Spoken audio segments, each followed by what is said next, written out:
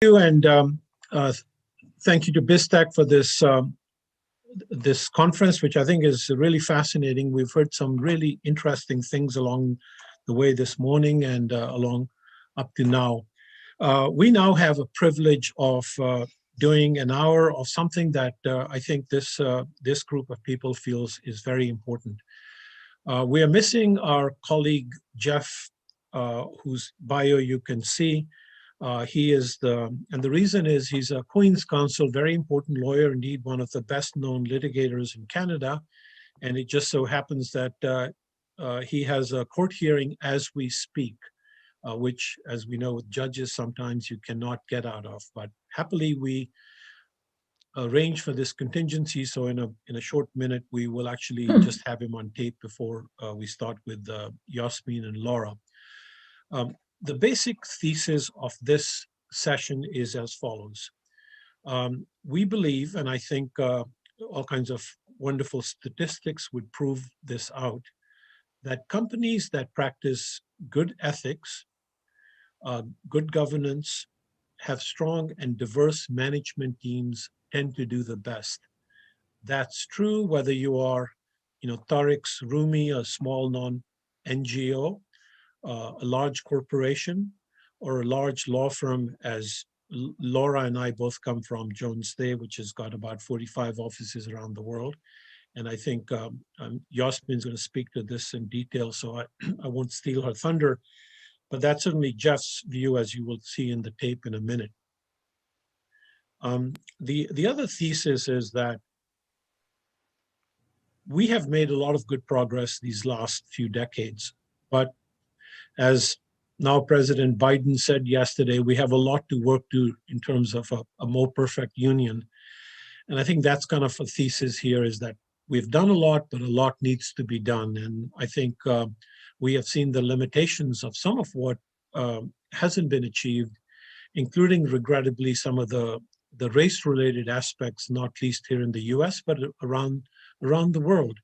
It is particularly distressing when you have, for example, a sporting event going on, which should be completely, colorblind, and the match stops because of, racial slurs from the stands of whether it's a football game or, help us, even a cricket game. But the third piece, and then I'll stop talking and we'll go to our panelists, is this.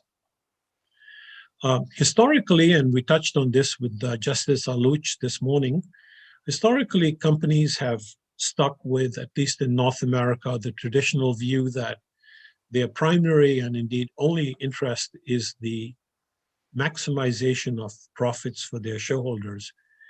And that theme has begun to change. And, I'll just take one example. The Business Roundtable, which is the organization of most of the major companies in North America, came out with a statement now about 18 months ago, where for the first time in their long history, they conceded, if you will, that it's not just the primacy of shareholders, it's the interest of all the stakeholders. And who are the stakeholders? They are the employees, they're the customers, they're the communities that those organizations or those institutions or those companies work in. They are the environment at large. In other words, all those sort of rather obvious things which I think nobody would disagree with. Now, a number of organizations have signed on to this statement, and you will hear it discussed quite often, just as you will hear discussed the United Nations Sustainable Development Goals, each one of them as acceptable as the saying goes, motherhood and apple pie. The real challenge is, of course, to see whether, in spite of the happy cosmetic talk, actual action is taking place. And that's really what this panel is going to talk about. Rather than attempt to introduce either Yasmin or Laura, perhaps each of you could just say a few words about who you are, what you do, and then we will start the more substantive piece of this. Yasmin? Sure. My name is Yasmin Mirali, and I am very involved in the diversity and inclusion space and have been for a number of years. My background is really varied. I was born in Tanzania in East Africa and subsequently lived in England for a bit and a long, long time in Canada. My background in terms of qualifications and education is really centered around strategy and business planning. I actually started off in corporate audit and subsequently moved into different roles, culminating in the work that I currently do, which is really centered on diversity and inclusion and helping organizations of all sizes, all contexts succeed in ensuring and embracing pluralism in the workspace. Over to you, Laura. Hi, my name is Laura Toole. I am the partner in charge of pro bono for Jones Day for all of our offices across the world, so both in the US and internationally. I grew up as a trial lawyer at the firm and became a partner in the trial practice. And a little over 10 years ago, our managing partner asked me to take over the firm's pro bono program full-time firm-wide. I remember we did it in his office. We were standing up. I was surprised, and I asked him if we could have a few moments to talk about what his goals and expectations were, as this was a new position being created. And he said, "No, I expect that you'll change the world and you'll impress me while you do it." And so apparently that is my job description. So that's what I do.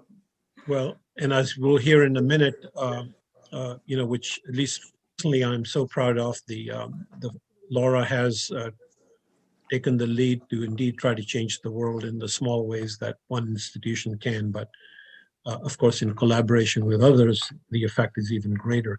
So I think what we had intended to do here, Bashir, was to have each person talk a little bit, and then obviously I'm going to pepper them with questions, but perhaps we can start with Jeffrey's 15-minute video that we did, and that's a good way to start this.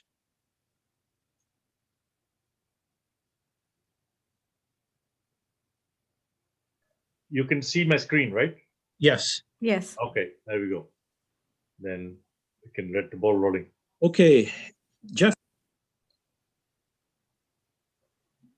thank you for joining this panel. We really appreciate it. I think you and I are both members of very large national and international law firms with wide experience in many sectors of the economy and many types of legal and social problems.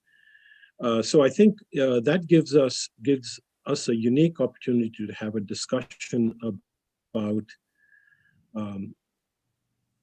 how large institutions, and in this case, large companies, operate. So the basic thesis that I wished to discuss with you, and I hope you can comment on, is that my thesis is that companies that abide by good governance, ethical standards, the rule of law, and have diverse management and employee base tend to be the ones that succeed well. And I think the empirical evidence shows it. From your experience in advising large companies and perhaps being on the boards of some, how do you see that thesis? So firstly, I think that's wise, and it's especially wise over the long term. I think what I would say, Javed, is that if you look at leaders in business who look over the long time horizon of themselves and the next generation of leaders, they know that looking at the ethics dimension, dishonesty may be profitable in the short run, but it's disastrous in the long run. And that has become ever more so because of the work of international lawyers who have passed a network of laws against corruption of foreign officers, legislation in Canada and elsewhere. In my own practice, I've seen that have a profound effect on international business, where businesses that had thrived on dishonest practices in bidding and obtaining contracts have now found that that was a short-term success. And so I'm optimistic, actually, that a international level of honesty, minimum honesty in contracts and contracting will drive more economic efficiency, and it will mean that businesses will succeed if they adhere to those levels of honesty and transparency. No, that's certainly my own experience. How about, and I think I know you've spoken to me about this before, kind of the combination of good governance, ethics in general, beyond people being engaged in corruption, and diversity in companies. What's been your experience with that?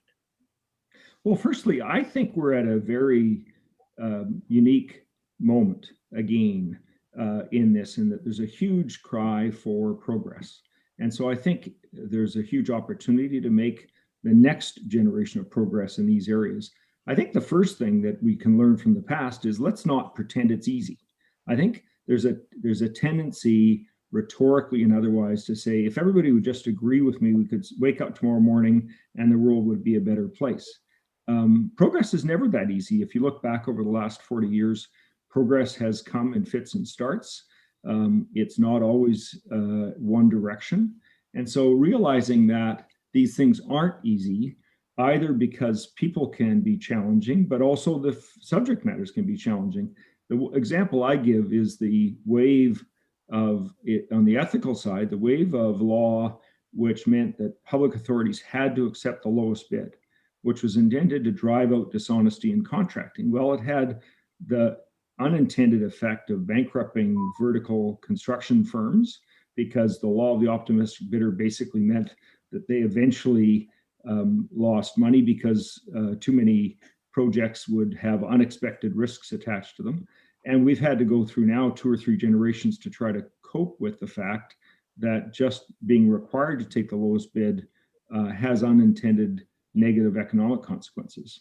I think the other examples I've given of things that aren't easy, which are more on the human rights side, I was phoned by the prison doctor in a prison saying that the prison had shut down their baby in prison program. Could I take action under our Canadian Constitution to reopen it? And I thought, well, that'll take me a few weeks. I'm sure the prison officials will see my way and see the way of the doctor, and we'll get that done quickly. So 6 years later, in a 6-week trial with 20 expert witnesses, we ended up succeeding at the trial. But it wasn't as easy as I thought it would be. I was involved in the new Canadian Constitution in advocating in the courts for the rights of immigrants who were not yet citizens to hold jobs. And that right was not expressly protected in our new Constitution, which was just passed in 1982. And eventually we were able to persuade the Supreme Court of Canada that they ought to have similar rights because they had similar issues and needs to the other protected area peoples and groups under the Constitution. But that ended up being a 5-year battle and not a 2-week battle or a 3-week battle. So these things aren't easy. That's the first thing I would say. Secondly, I do think we have to remember how much progress we've made, and I would fight for this. I think the rhetoric often is, we shouldn't have to do this. Well, we do have to do this. Every generation has to advance itself, and also remember the history. I mean, we have made a huge amount of progress in this area. Look at the people I'm talking to. 40 years ago, we would be saying, geez, wouldn't it be nice to have a Mr. Chowdhury in the conversation? Wouldn't it be nice to have a Mrs. Chowdhury in the conversation? And we have a diversity of people in the conversation today that was really almost the subject of dreams 40, 50 years ago in my parents' generation. So there has been a lot of progress. And I think learning how we made that progress and celebrating that progress as well as taking on the next challenges is important. No, I must agree with you completely, Jeff. We can all be, pessimists about these things. One thing I wanted to ask you is that, in my years, both as a general counsel for about 15 years and then as a lawyer for private law firm, I have found that the pressures created by bad behavior has an effect. And so I also have known from my experience with investors who came to speak to us on various things, that if we demonstrated good ethics, and by the way, that was recognized by independent organizations, all that actually helped the perspective of the investment community. They wanted to invest in your company because they trusted the management. They trusted the management to be transparent. They trusted the management to say, yep, look, these are not easy issues, but we are working to fix them. What's your experience been both north or south of the border? Well, I'd say 2 things. Firstly, I think all progress eventually transforms culture. and culture is the real victory, right? I think I remember somebody telling me that when they went into a law firm, Javed, they could tell within the first 5 minutes what that law firm was like based upon how the receptionist greeted them, what the flavor of the firm was like. And that's just, we're culture understanding creatures. And that's true for people in the firm as well as outside the firm. It's true for people in companies and outside the companies. And it's the culture which drives behavior. It's the culture which puts incentives in front of people. It puts positive incentives and negative incentives. It's the culture that celebrates success, what kinds of success it celebrates. So from my perspective, I think we have to recognize that's the ultimate goal, is to transform culture. That's where we've made progress. The law can lead culture, it can shape culture, and so can internal policies. But I think if you recognize that we have to change culture, then I think we're on to the right thing. If you take your example, I think I'm going to translate it into a really practical economic things. If you can't trust the numbers, right? Yes. If you can't trust the numbers, then you don't know what you're doing. And in any modern world, you need to be able to trust the numbers. That's one of the great advantages North American businesses have. I think we have a more robust numbers than pretty much anywhere else. I think cultures have traditionally tended to tolerate uncertainty and vagueness in the numbers. And I think driving true, transparent, reliable numbers allows the market forces to work in their best way possible. And a culture that says we above all will produce accurate numbers is going to be in the long run more successful. I think that's exactly right. I was going to note to pick up on your point that, there are companies where the management sits sort of in an ivory tower and not very well connected to the employee base. And I think that in my own experience, again, in-house or as an outside advisor, the management teams which collaborated very intimately with the various layers of employees, and where there were easy ways for people to put up their hand and raise issues, were the ones that succeeded the most. And the reason, of course, is that every institution, every organization has problems. And the trick is to identify them, be honest about them, and then proceed to fix them. And I imagine that's your experience. So there's an example, I think, of being able to celebrate progress. If you look over the last 40 years, organizations have become flatter than they were before. The degree of pyramidal thinking 40 years ago was extraordinary. The CEO was way, way away from everybody else. Now, partly as a result of transformations in technology, transformations in the culture driven by technology companies, a CEO can't afford to be that. And I think that's positive. But coming back to your point, businesses that are effective are businesses where the distance between leaders and others in the company is smaller, and that the barriers to communication are lower. One thing I would say about transforming culture for those of us who are interested in making the next steps in respects of ethics and diversity and caring for others is to recruit CEOs and people in leadership effectively. In other words, recruit allies rather than enemies. And I think there are people wanting to be allies who are a bit fearful of walking into the room and not getting the language right, not expressing the right ideas. And I think we have to be generous with one another in business. I think we have to say we have a common cause in these things. We have a common hope for progress, and we have a common hope for changing in our culture that's going to be positive and enable the businesses and organizations to thrive and prosper. If we're not commonly pursuing a goal where the organization as a whole is prosperous and thriving and a good place to work and live, then I think we're not going to be as successful as otherwise. I couldn't agree more. I would say that this point that you make about culture is so important and so profound. And I suppose in some ways I would say that North American companies, maybe I'm less familiar with some European companies, for example, but have done a reasonably good job with that. So if you look at some of the household names around North America, those companies often have CEOs with names like yours and mine, meaning they aren't necessarily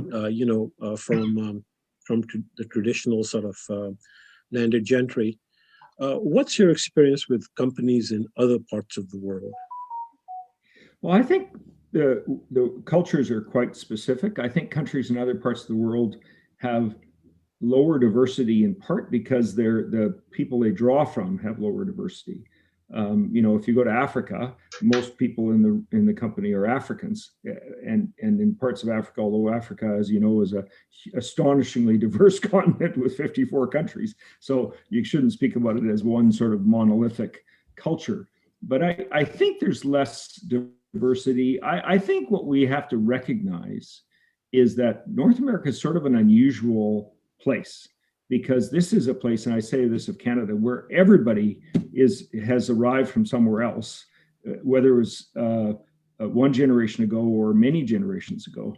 And so we should remember when we're dealing with the rest of the world that it's not uncommon to find that there's less diversity in the sense of businesses and organizations because they've come through generations of it. Having said that, usually when you lift up the appearances, you find underneath a hugely greater amount of diversity than you would have otherwise thought, because you just don't get it because you're seeing it from a distance. So I think it's a common experience of humanity that essentially what happens is people have a tension between grouping amongst people that they feel comfortable with, either because they share a race, a religion, a culture, or otherwise, and then benefiting from the fact that if they cross the bridges and they connect with the skills of other cultures and other races and other genders, that collectively that's a more creative, collaborative, innovative organization. So those two tensions, I think, are a healthy tension, but we have to recognize that human social animals, our default is actually not to be diverse. Our default is actually to be more comfortable with people who look and feel like us. But the positive feature is I think we're more productive if we get together across those barriers. No, quite right. I have to say that you have used the 40 years expression a couple of times. I'm now in my 40th year as a lawyer, and I would agree with you that we have a ways to go, but so much progress in those 4 decades for which we can be grateful, and it is part of the unique, diverse culture of North America. But I'm going to switch and ask you one final, very important question to which you do not have to answer, which is, we know your father was a great fast bowler. For those of you listening, that's cricket, by the way. Are you able to do anything along the same lines? No, I can only watch cricket with unclear understanding, but admiration from a distance. But I can pretend to, at one point, be able to hit a baseball. Well, let me ask you the final sort of subset then. If we were to go to a cricket match together, and I said that was a dusra, a tisra, a googly, would you know what I was talking about? I get the googly, because once having heard what a googly is, one never forgets it. Yes, actually, dusras and tisras are variations on a theme. And I think with that, we can turn this back to Bashir, who actually is a real cricketer. Okay. All right. Enough about my cricket. Take it away, sir. Okay. Bashir, your screen has got a black smudge on it. That was great with Jeff. And I think a couple of the themes that I want to pick up with Laura and Yasmin are really exactly along the point of culture. But let me start with you, Laura. Laura and I are, by the way, almost neighbors in the office in Washington of Jones Day. And, I'm a bit player in this exercise, but I see Laura managing and organizing what we lawyers call pro bono activities all over the world. But there are two that I think would be particularly useful, Laura, to sort of convey how our big law firm can do some really useful things, especially in collaboration with some of our clients who are similarly inclined. And so but obviously this is your show now, but I thought it would be particularly useful to talk about our work on behalf of refugees and asylum seekers. Well, let's start with that. Sure, thanks, Javed. As we've thought about our pro bono work at the firm, we think about ways that we can bring the talents and resources of our lawyers across the firm, the resources that the firm has to address significant challenges. And we think about that not just in what we have, but what we can bring from our corporate clients, nonprofit organization partners, and others in an effort to work towards systemic change.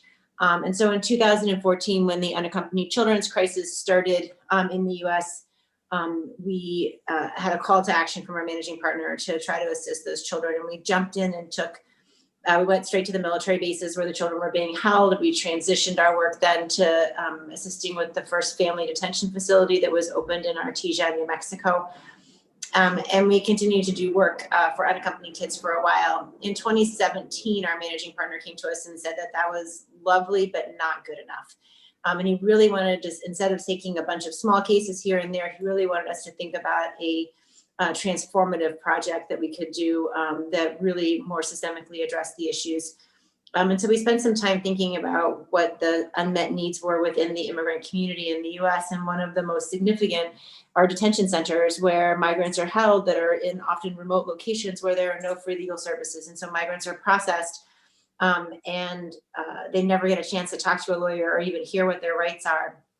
And so we looked for a location and found a detention center in Laredo, Texas that really met the needs that we were looking for. It held all women at the time, and most of them were from Central America. And so we'd already been dealing with moms and kids from Central America, so we knew the gender issues and the gang issues very well. And it was all one language. It was almost all Spanish with some indigenous language in there, but mostly it was all Spanish. And so it was women in an area that we were really concerned about with asylum and withholding of removal, so real true refugee issues. It was in a remote location and there were literally zero free legal services. So when we first went in, we met a couple women who already had a lawyer because they'd been transferred from another facility. And we asked them if there were other women there that might want a lawyer and how we could start to interact with them. We needed to know their names and their alien identification numbers. You can't just walk into a detention center and say, hey, we want to meet with people. And so we asked them to go back and ask the other detainees if anyone would like to see a lawyer. They came back to us with literally hundreds of little pieces of paper torn up with names and A numbers, and they just poured them out on the table for us and said, all of these women need a lawyer. And so we immediately realized that there was a huge unmet need for services. And we started that week, we were on an exploratory mission. We took on cases because we never do anything halfway. So we didn't have an office. We didn't have anything set up yet, but we started taking cases right away. And we set up an office in a hotel right on the river of the Rio Grande, separating the United States from Mexico. And we flew in lawyers from our offices across the US and from our Mexico City office. And they came in every week and went into the detention center and met with women who were detained there. We talked with them about their rights, about their particular cases, gave them information and advice, and then we took on several hundred cases for full representation. If they were tried in detention, we tried them there. If they were released from detention, we followed them wherever they went. There are several corporate clients that joined us in that mission. They would send their corporate in-house counsel down to spend a week with us on the ground. And there's no better way to get to know each other than to roll up your sleeves and spend a day in a detention center. At night, we would have dinner together and talk through all the cases that we had seen for the day, answer questions, and provide mentoring and support. In the summer of 2019, the US government changed its policies and required that the vast majority of immigrants from Central America remain in Mexico while they're waiting for their immigration proceedings rather than coming into the United States to either be detained or released on parole or some other type of humanitarian relief. And so our client base, instead of being in the detention center in Laredo, we're now in Mexico, just across the border in Nuevo Laredo. That required a huge pivot for us to change our delivery of legal services. And so we set up a system to work with those migrants while they were in Mexico. And so we had to talk with them by cell phone. Instead of being able to meet with them in person, the trial team that tried their cases would meet them the day of the trial for 20 minutes before trial started. And all of their other prior communications would have been by cell phone. The trials were in tent courts that were set up right on the border. And so the migrants would stay in Mexico. They would spend the night on the bridge and then walk across the bridge at 4:30 in the morning, get processed, and then come into these big tents for their scheduling hearings. And then their individual hearings were held in shipping containers. The judges were remote, so they were by video from either San Antonio or Fort Worth. And our lawyers would sit in the room with our clients. Many of our clients. Laura, let me just interrupt to just make sure people understand. This was part of kind of our law firm's culture to be helping. Obviously, this is a purely pro bono basis. How many lawyers did you eventually have involved? Because I've heard the numbers in the hundreds, really, weren't they? Between our own lawyers and our client lawyers. Right. We had, depending on how you count it, we had probably upwards of about 1,000 lawyers that came in at different times. That would include summer associates, lawyers from our domestic offices, a few of our lawyers from some international offices, and many of our lawyers from our Mexico City office participated in one way or the other.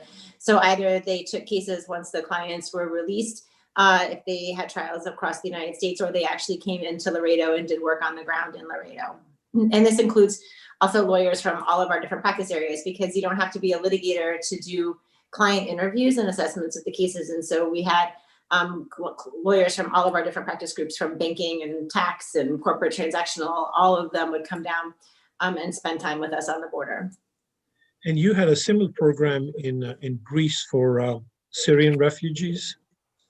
We did. So in Lesbos, Greece, we worked with HIAS. They had an operation going at a refugee camp in Lesbos. And so we rotated in lawyers across our European offices and our Middle East offices to spend there. They spent 3 weeks at a time. So in the US, we would go for 1 week at a time. But because the learning curve was a little bit steeper there, and the way that they were delivering services really required a longer commitment of time, our lawyers would go for 3 weeks at a time and spend on the ground with lawyers from HIAS delivering services to refugees in Lesbos. Oh, and I know that the work that was particularly notable was the work with when the U.S. government decided to separate the little children from their mothers. Tell us about that. So when we were still in the detention center, the government began to roll out the policy of separating moms from children. And we had the moms. So we were in the adult detention center dealing with women. And so we had over 80 moms who had been separated from their children. The best way for those moms to get reunited with their children would be to pass what we call a credible fear interview, which is an interview to see whether they have a credible fear of returning to their home country. They need to be prepared for that. And there are several legal questions that come in the process of that interview, and they needed some time to really be prepared so that they could tell the important parts of their story to the interviewer. And we really struggled because the moms were so distraught at having been removed from their families, from their children, that they really had a hard time focusing on their cases. And we had a really hard time getting them to think about what their legal case was in order for them to pass that interview. Then they could be released, and then they could be reunited with their children. It's a great example of when lawyers have to put their lawyer hats on, right, and get in the room and really fight for the rule of law in those moments, because they really need an advocate, and you've got to keep your wits about you because the stories are so traumatic and challenging. Because we saw so many of them at our facility, we were able to do an affidavit in support of the litigation that went forward that challenged the separation of moms and kids. And our affidavit was an important part in the court's assessment, because we really could talk about a large number of moms and what their experiences were in being separated from their children. Well, we'll come back to that in a second. Yasmin, the one thing, and let me pick up on that, just using the Jones Day as an example. We have happily an incredibly diverse set of lawyers around the world, and not least here in North America, and in every sense, gender, race, etc. So that I think that's been one of the strengths of the firm in terms of its ability to deliver what's our day jobs and all the nonprofit type work that we do. I know you've spent a lifetime thinking about issues of diversity, so I'll just turn the microphone over to you. Sure. Thanks very much. And it was fascinating to hear about some of the work that Jones Day is doing. Kudos to the firm for getting 1,000 lawyers to collaborate on this work. What I'd like to talk about is systemic racism, and then also the whole concept around culture, because we saw that in Jeff's comments and we saw that in Laura's comments, how important culture is to an organization. And maybe I can start with the whole question around what does systemic racism look like, and why is it so difficult for organizations to admit to systemic racism? And then we'll speak to culture. But perhaps the best way for me to explain systemic racism is by sharing a story. In November 2019, and this was before COVID took over all our lives, and before we all witnessed the murder of Mr. George Floyd, I was working from home and I thought, okay, I'll take a short break and I'll catch up on the news. So I turned on the CBC, which for those who are from outside Canada, is Canada's version of the BBC. And I was sickened by the image on the screen. It was a drawing which appeared to have been done by a young child. And in the drawing, there were stick figures standing around outdoors. But the focus of the drawing was on a brown man who was pinned down by the foot of a white policeman who had a gun drawn. Across from the first policeman was another policeman, and he was getting his truncheon ready to beat the brown man pinned to the ground. The caption read, "My dad is my hero," with an arrow pointing to the white policeman who was ready with the truncheon to beat the man pinned to the ground, ready to strike. Well, for someone living in Canada, it was shocking to learn that that image had been posted on Facebook by a retired policeman from the Durham Regional Police Force. Durham is a region outside of Toronto. The Facebook group was called Durham Regional Police Friends, and the post had garnered several likes. Now, many of us in Canada pride ourselves in us being at the forefront of being a diverse community and inclusive community. We have become more and more aware of the challenges that the Black community face, the Indigenous community face, and some of the struggles through the work of Black Lives Matter and Idle No More organizations that are very active. But certainly I know when I saw that image, I was struck by how graphic it was and how much it was clearly seemed to have been drawn by a young child, and yet it was this really violent depiction. So does this mean, if you step back, does this mean that there were bad apples in the Durham Regional Police Force? Yes, of course. But would it be fair or correct to say that everyone or most of the Durham Regional Police Force is racist? Well, I don't know anyone who's in the police force there, but I would say that's likely not the case. What was interesting is the leadership's response, specifically the police chief, and it was on point for someone who is committed to diversity and inclusion. He publicly apologized. He called the image repulsive. He talked about the impact to his own members, to his own employees, and the community. He had the post removed. He sent out a memo saying anyone sharing such content would be disciplined to the fullest extent.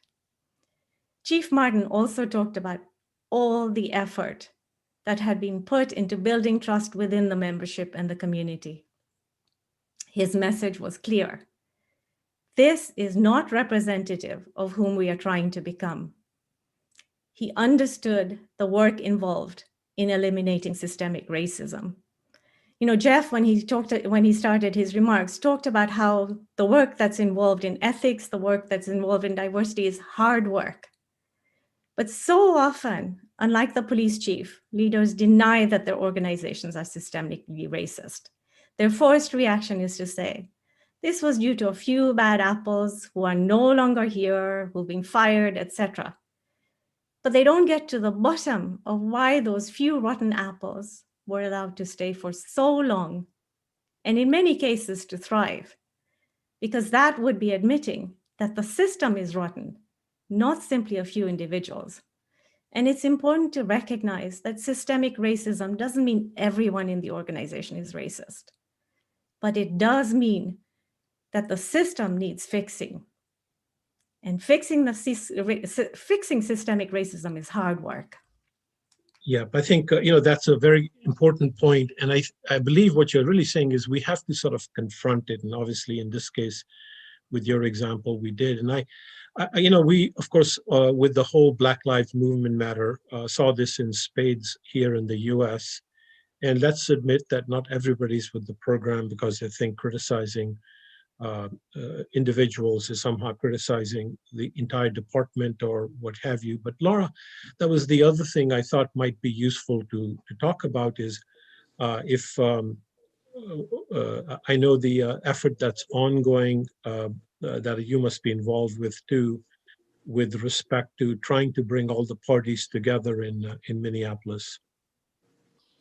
Yes, so after the murder of George Floyd, the firm established, again, at the direction of our managing partner, a task force we call the Constitutional Policing and Civil Justice Reform Initiative. And we're working in a variety of cities in LA and Chicago and Pittsburgh, but our biggest work is in Minneapolis. The former US Attorney for the state of Minnesota is a partner at Jones Day, and he's a central player in the city in Minneapolis. And through his work and contacts, we've had a leadership role in bringing together a lot of different groups to work on police reform in the city. And that includes the key business leaders that are in town who are all really invested in having a safe city, but also a city that respects constitutional rights and civil rights. And so they've been really engaged, as well as the nonprofit and NGO community, the religious community, and we've been working with the police chief. We've brought in a couple of expert police officer chiefs from other jurisdictions who are advising and helping as we navigate the way.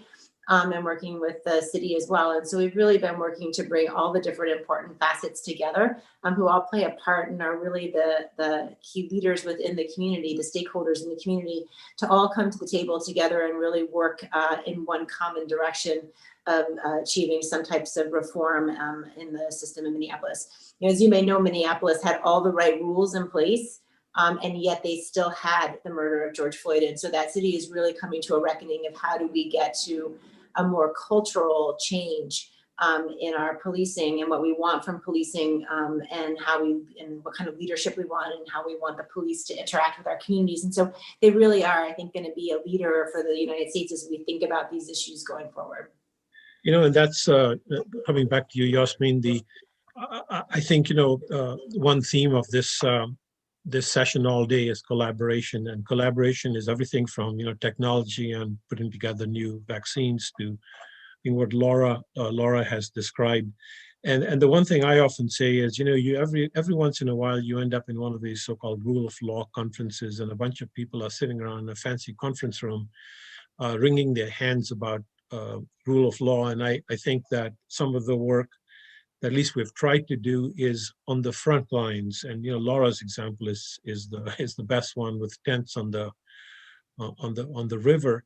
But getting out into the world this morning, the session we talked about, we spent a lot of time actually doing training in the dusty byways of African cities because that's where the need is. But from your experience with the work you do with diversity, how are you able to engage other stakeholders to promote that which you have just finished describing a minute ago? I'd say probably, in all my years working in this field, and I used to be the vice president in charge of diversity and inclusion for Bank of Montreal, which is one of the largest banks in Canada. And that gave me a forefront view on diversity and inclusion across the country and opportunities also to look at it abroad. And I'd say probably the one sort of defining characteristic, if there's one thing that sort of sets the stage for success in diversity and inclusion, it's using the power of the CEO office. And you see this, for example, if I think many of us, in fact, probably more than likely all of us, watched the inauguration yesterday of President Biden in the United States. And it was very, very clear that his mandate, if you're going to be part of his team, you're going to be somebody who is focused on ensuring diversity and inclusion.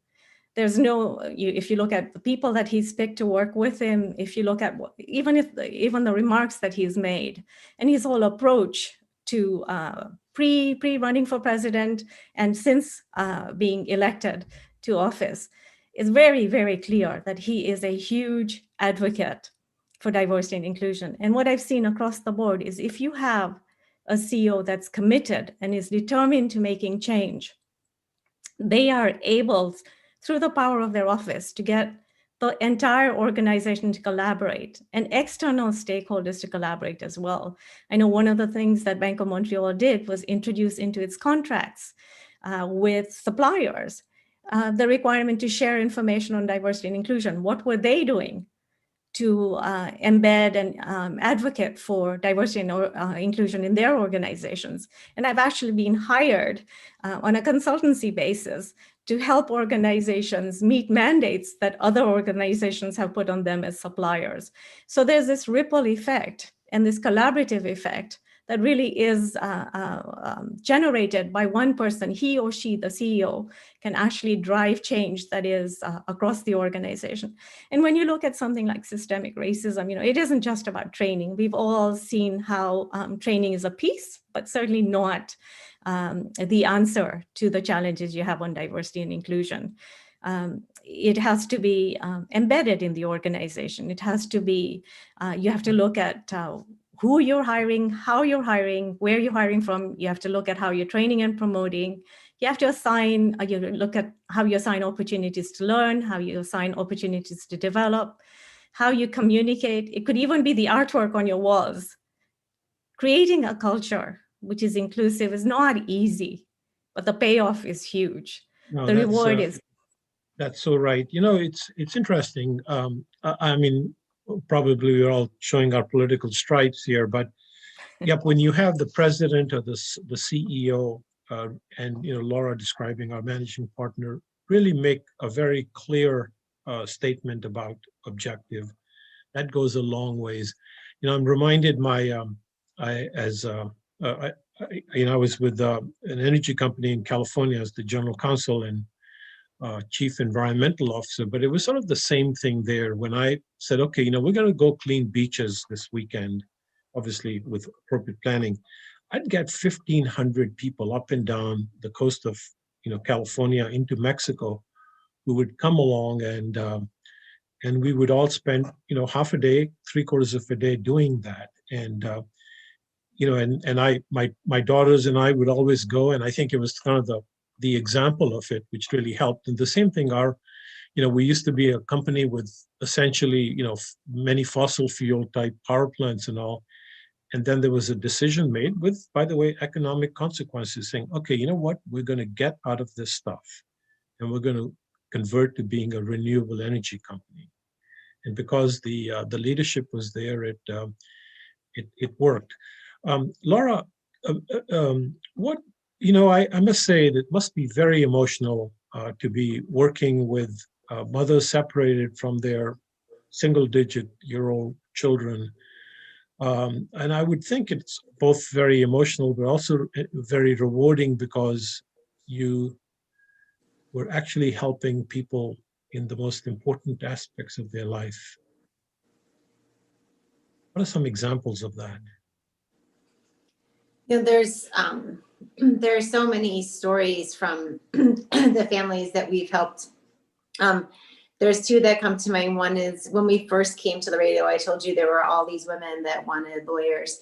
And when we would talk to them after we started meeting with them, they told us over and over again that before we got there, they would sit in they would be in these big dorm rooms. There's 50 of them to a dorm room, and they would be stuck in that dorm room for 23 hours a day. They got out 1 hour a day if the weather was nice enough to be outside.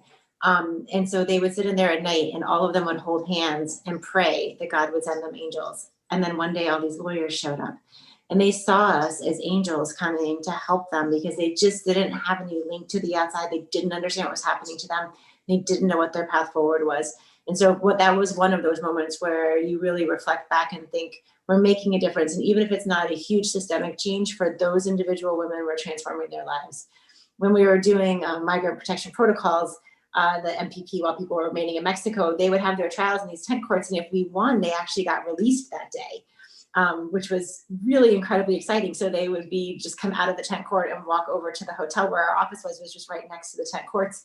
And we represented a bunch of families. And so I remember we were sitting we got in a hotel room for this family and they were waiting until the next day when they would be able to be they would go take a plane to wherever their family was in the US. And these two little girls, they were like 7 and 9, they were rolling around the floor, pinching each other. And their mom looked at us and said, what they're saying, because they didn't understand them, what they were saying was, pinch me, is it real? Are we here? Are we safe? Are we in America?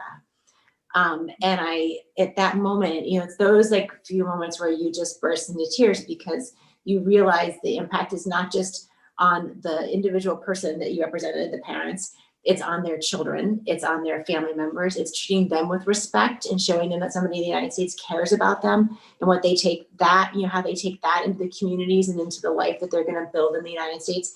It changes the lawyers that represented them or that came down and met with them, who see immigrants in a totally different light now, and are really transformed in their views about immigration and maybe humanity in certain respects.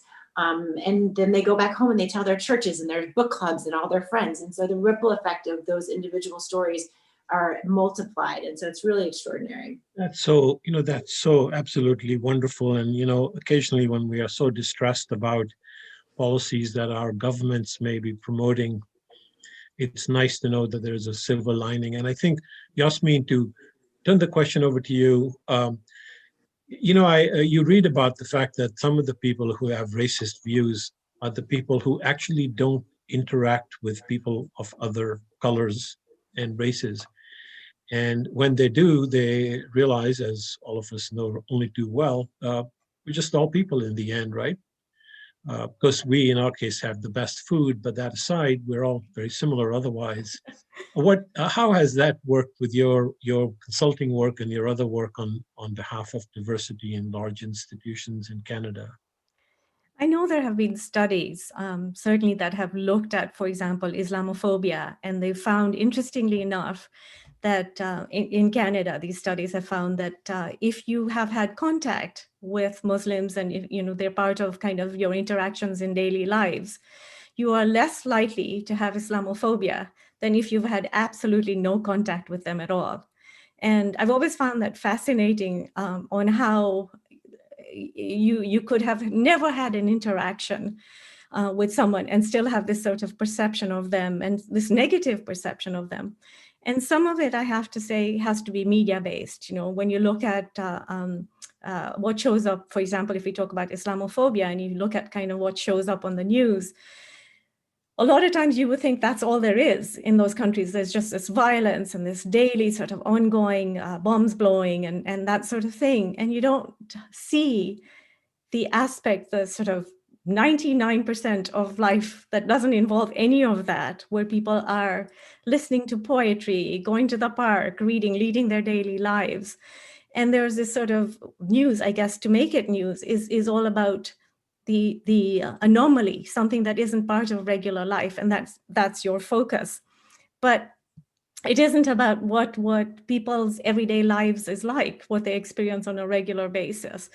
And it is, you know, often, I think one of the things that this pandemic has done, but one of the things that in the future, I hope, the more you travel, the more I think it opens up your mind, and the more I think you change your perspectives. I remember talking to Laura, and she was saying, you know, when the lawyers got engaged in some of this work with the migrants, what they found was all these negative impressions of what a caravan is, you know, and caravan is made up of all these people who are violent and who are coming to do harm.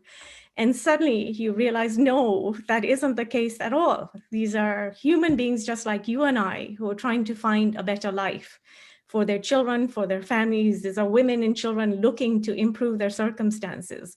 These are families looking for the promise that America has, the promise that Canada has, the promise that, you know, Jawad, you and I have had the benefit of experiencing, you know, born somewhere else, but moving to the countries that we're in now, that are home now, and that have embraced us and that we in turn have embraced. So I think there's a huge opportunity for learning that happens. I strongly believe that there's a role that media can play in sharing some of these stories, sharing some of the human life, so that you see, well, what you know, you look at a country that's war-torn, that's like Iraq or Syria, and if you're aware of their history and their culture and some of the gifts that they've made for humanity, some of the contributions that they've made to science, I would hazard that if you picked a regular American high school student or a Canadian high school student, chances are they would have no awareness whatsoever of these contributions. And I think that is such a loss. I think there's a huge opportunity for education to broaden, especially programs like the IB curriculum, where it's called the International Baccalaureate education program. There's a huge opportunity to embrace knowledge. I grew up in Tanzania learning about British history. I never learned about African history. Isn't that? But no, you're so right.